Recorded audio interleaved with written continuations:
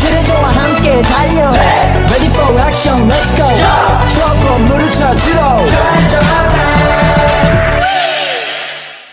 Assalamualaikum warahmatullahi wabarakatuh. Waalaikumsalam warahmatullahi wabarakatuh.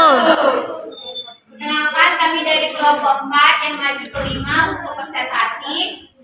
Sebelumnya kami ucapkan terima kasih kepada Ibu Khairia selaku dosen pengaku mata kuliah Ilmu Pengalaman Dasar dan kepada teman-teman semua yang ingin mendengarkan presentasi kami. Tentunya kami berdiri di sini ingin mempresentasikan hasil diskusi kami.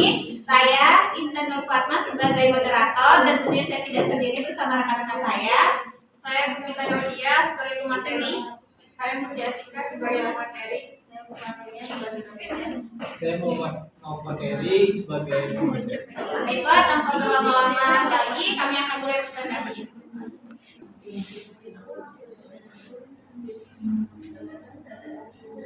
Baiklah, silakan membahas mengenai bumi dan alam semesta. Yang pertama itu alam semesta. Alam semesta merupakan tempat kita berada dengan energi dan antimateri miliknya. Alam semesta biasa disebut dengan jagat raya atau universum. Nah, ada teori mengenai terbentuknya alam semesta. Yang pertama itu teori bintang kembar.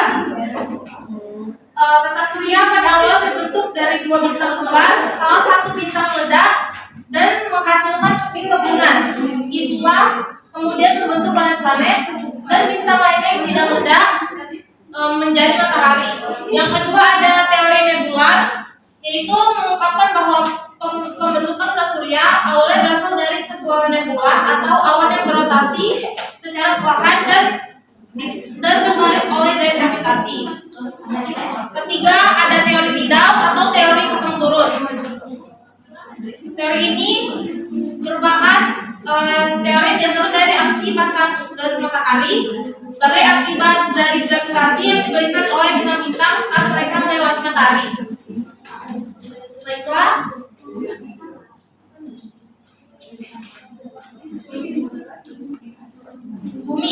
Bumi merupakan satu-satunya planet pada tata surya yang ditempati oleh makhluk hidup, yaitu ada manusia, hewan, dan juga tumbuhan. Baiklah, saya kembali ke moderator.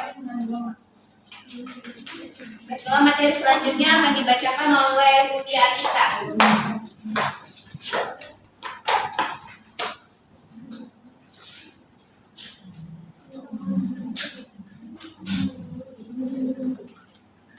Selanjutnya ada bagian-bagian bumi, yaitu ada 4. Yang pertama kerak bumi, mantel bumi, inti luar bumi, dan inti dalam bumi. Kerak bumi adalah lapisan terluar bumi yang terdiri dari kerak benua dan kerak samudra. Kedua ada mantel bumi, yaitu lapisan batuan silikat yang berada di antara kerak dan inti bumi. Yang ketiga ada inti luar bumi, yaitu lapisan cair yang berada di bawah mantel dan di atas inti dalam bumi. Yang terakhir ada inti dalam bumi, yaitu lapisan paling dalam bumi yang berbentuk bola padat.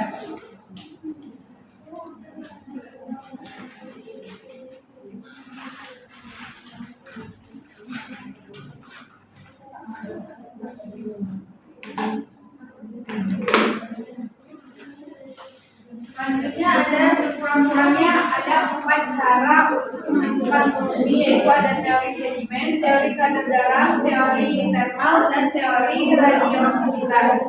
Teori sedimen adalah cara ini didasarkan pada perhitungan tebal lapisan sedimen rata-rata yang membentuk batuan. Yang kedua ada teori kadar garam. Cara ini bisa diperhitungkan dengan kenaikan garam di laut. Yang ketiga ada teori termal. Menurut teori ini, pada saat bumi terbentuk merupakan batuan yang sangat panas dan karena bersentuhan dengan udara yang suhunya lebih rendah, maka batuan tersebut mendingin dan membeku seperti saat ini. Yang terakhir ada teori radioaktivitas. Menurut teori ini, zat radioaktif dalam waktu tertentu akan terurai separuhnya atau meluruh menjadi zat lebih rendah susunan zatnya.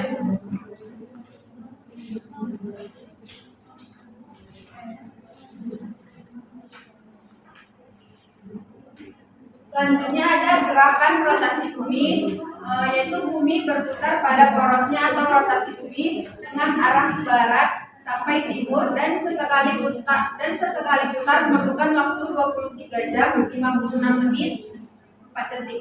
Akibat rotasi bumi yaitu gerakan semu harian matahari, terus pergantian siang dan malam, pembiasan arah angin dan arus laut, perbedaan waktu antara tempat-tempat yang berbeda, garis bujurnya. Terus berbentuk bumi bulat panas. Waktu yang dibutuhkan oleh bumi untuk sekali putar disebut satu kala rotasi bumi atau satu hari bumi. Saya kembalikan kepada moderator. Baiklah, materi selanjutnya akan dijelaskan oleh Nafa. Selanjutnya saya akan menerangkan gerakan revolusi bumi. Gerakan bumi berputar mengitari matahari disebut revolusi bumi. Akibat dari revolusi bumi yaitu di daerah sebelah utara garis balik utara atau Tropic of Cancer dan sebelah selatan Tropic of Capricorn mengalami 4 musim, yaitu panas, gugur, dingin, semi. Perbedaan namanya siang dan malam. Pada musim panas yang lebih panjang daripada pada malam. Sebaliknya, pada musim dingin matahari lebih panjang daripada siang. Terlihat rasi bintang yang beredar dari bulan ke bulan. Waktu yang dibutuhkan oleh bumi untuk sekali putar disebut satu kala revolusi bumi atau dengan 1 tahun bumi. Selanjutnya musim-musim di bumi. Musim terbagi menjadi 4, yaitu musim dingin. Musim dingin adalah salah satu dari 4 musim, biasanya ditandai dengan suhu yang sangat rendah, salju dan hari yang lebih pendek selama musim ini. Banyak daerah mengalami perubahan cuaca yang signifikan, seperti pembukuan dan penurunan curah hujan. Musim dingin seringkali dikaitkan dengan aktivitas seperti bermain salju, ski, dan perayaan akhir tahun. Beberapa contoh negara yang memiliki dingin yang ekstrim dan cuaca dingin antara lain Rusia, Kanada, Swedia, Norwegia. Ini adalah salah satu musim transisi antara musim dingin dan musim panas. Contoh dari musim semi itu sendiri berada di negara Jepang, Prancis. Selanjutnya musim gugur. Musim gugur adalah salah satu dari 4 musim ditandai dengan transisi dari cuaca hangat ke cuaca dingin. Contoh dari negara yang mengalami di musim ini adalah Jepang dan Jerman. Selanjutnya saya kembalikan ke moderator. Baiklah, selanjutnya akan dijelaskan oleh Nita Ayu.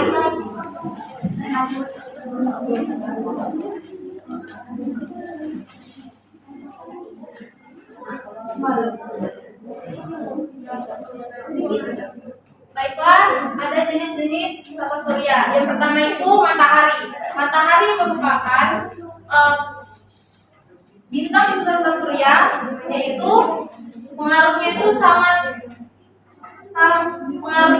besar bagi sumber kehidupan manusia. Yang pertama ada planet Merkurius, merupakan planet terkecil yang ada di tata surya dan planet yang terdekat dari matahari. Yang kedua ada planet Venus, merupakan planet kedua yang paling terdekat dari matahari dan juga merupakan planet terpanas.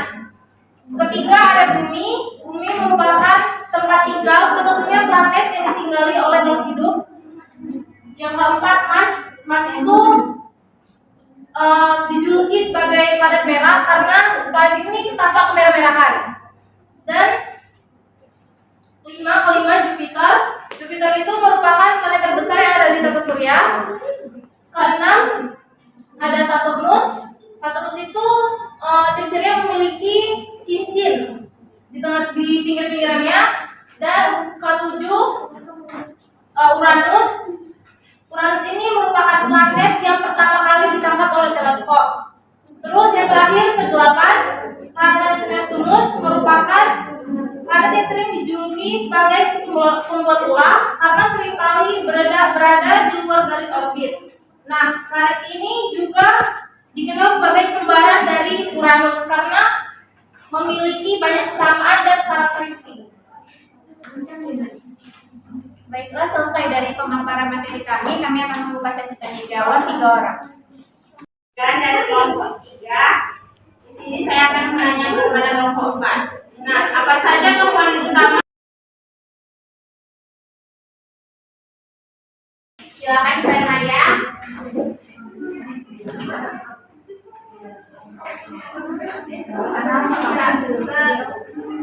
Saya Cynthia Mayasari dari kelompok 5 ingin bertanya. Tadi kan ada bekas bumi kan. Apa yang membuat bumi menjadi planet yang sempurna? Dikatakan planet yang sempurna. Dan kenapa hanya bumi yang dapat dihuni oleh manusia? Baik, itu ada Rupiah. Perkenalkan, nama saya Nadia Satri dari kelompok 2. Yang kedua ini. Jadi pertanyaannya tadi di Indonesia kan ada 2 musim nih, ada musim hujan sama musim kemarau. Nah kan pernah tuh beritanya di Indonesia itu pernah terjadi musim hujan es. Nah itu penyebab hujan es itu apa? Baik, terima kasih Novi. Sembari untuk menunggu kami berdiskusi untuk menjawab, nanti kita akan adakan sedikit. Saya contohkan dulu ya.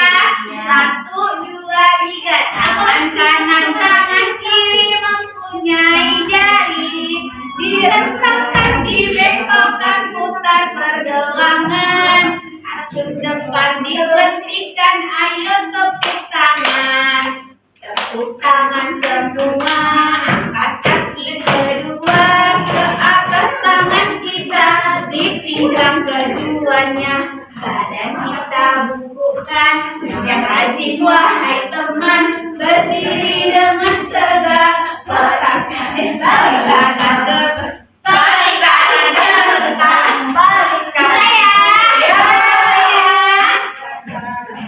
Panjang kali ya. Oke, 1, 2, 3. Tangan kanan, tangan kiri mempunyai jari, direntangkan, dibengkokkan, putar pergelangan. Acung depan dilentikkan, ayo tepuk tangan. Tepuk tangan semua, angkat kaki kedua ke atas tangan kita, di pinggang keduanya. Badan kita bungkukkan, yang rajin wahai teman, berdiri dengan tegak, balik kanan sebentar, balik kanan sebentar.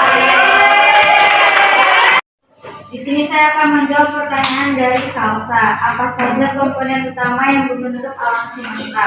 Komponen utama yang membentuk alam semesta itu ada 4. Yang pertama ada radiasi, materi barionik, materi gelap, dan energi gelap. Radiasi ini terdiri dari neutrino dan foton dan membentuk 10-3% dari total energi alam semesta. Yang kedua itu adalah materi barionik. Materinya adalah materi biasa yang mencakup unsur dan senyawa kimia di planet, bintang, plasma, dan awan gas. Materi barionik menyusun sekitar 4% dari total energi alam semesta. Materi gelap adalah zat eksotis yang tidak menyerap atau memancarkan cahaya dan menyusun 23% dari total energi dalam alam semesta. Energi gelap, fenomena yang bergantung jawab atas kecepatan untuk akhir perluasan alam semesta dan menyusun 73% dari total energi alam semesta. Apakah dapat diterima salah satu? Terima kasih. Ya. Kalau pertanyaan dari Cynthia Mayang Sari akan dijawab oleh Mutia Atika. Planet bumi ini terbilang jaraknya itu sesuai untuk manusia, kayak suhunya itu dari matahari. Terus kenapa planet bumi ini layak untuk dihuni oleh makhluk hidup? Karena itu tadi memiliki air yang berlimpah, terus ada oksigen juga. Kalau di planet-planet lain kan, planet-planet lain kan belum tentu ada oksigen. Gitu. Selain itu juga bumi memiliki atmosfer yang melindungi bumi dari gempuran asteroid. Kalau di planet-planet lain mungkin nggak ada. Kalau pertanyaan Novia Hemsa Fitri akan dijawab oleh Dovita Aju. Baiklah, penyebab terjadinya hujan es yang ada di Indonesia kami yaitu ketika udara lembab dan panas di permukaan naik dengan cepat membentuk awan cumulonimbus yang tinggi. Nah, di ketinggian itu suhu sangat rendah sehingga uap air membeku menjadi butiran es. Makanya terjadinya hujan es, jadi dia jatuh gitu. Oh, hebat awan ini. Nah, karena itu terbentuknya awan cumulonimbus yang tinggi. Tahu? Bisa? Paham? Paham. Terima kasih. 2, 3. Tidak usah pakai komunikasi.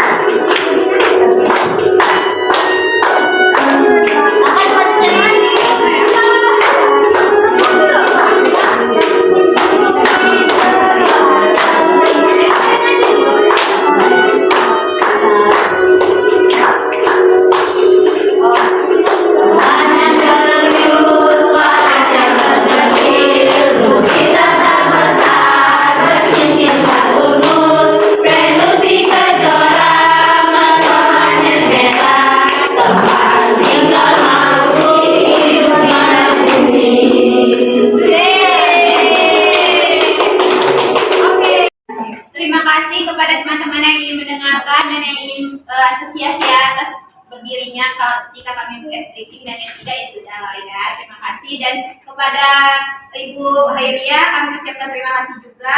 Kami tutup presentasi kami. Wassalamualaikum warahmatullahi wabarakatuh.